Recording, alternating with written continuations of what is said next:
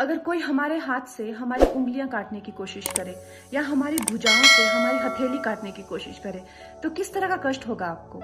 वही कष्ट पहुंचाया है चाइना ने हमें लद्दाख पर अपनी लालची नजरें गड़ा के, और वहां हमारी सीमा का एक एक इंच बचाते हुए हमारे 20 जवान शहीद हो गए हैं। क्या भूल पाएंगे आप उनकी माओं के आंसू, उनकी विधवाओं की चीखें और उनके बच्चों के दिए बलिदान को?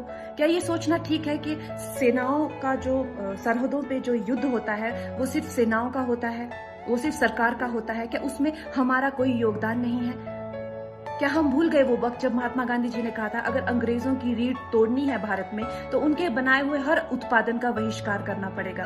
तो क्या ये जरूरी नहीं है कि हम भी इस युद्ध में हिस्सा लें? क्योंकि लद्दाख सिर्फ एक जमीन का टुकड़ा नहीं है, भारत की अस्मिता का एक बहुत बड़ा हिस्सा है, भारत की हथेली है। हम उसे किसी तरह से इस दुश्मनों के उनके गंदे इरादों में सफल नहीं होने दे सकते। तो क्या हम लोगों को इसमें हिस्सा नहीं लेना चाहिए कि जो चाइनीज जितनी भी गुड्स हैं, जितने भी उनके प्रोडक्ट्स हैं, जिन भी कंपनीज में उन्होंने इन्वेस्ट किया हुआ है उनसे उनको रिटर्न्स आते हैं, रेवेन्यूज आते हैं, ऑर्गेनाइजेशन हैं, उन सब का बहिष्कार करें ताकि वो उस संपत्ति से जो यहाँ से इंडिया से इकट्ठी करके जाते हैं उस संपत्ति से हथियार खरीद के हमारे सैनिकों के सीने छन्नी करते हैं। तो क्या हम इस युद्ध में हम चाइना का साथ दे सकते हैं? आप बताइए, ये क्या हमारा कर्तव्य नहीं है कि हम अपनी सेनाओं का और अपने सरकार का साथ दें?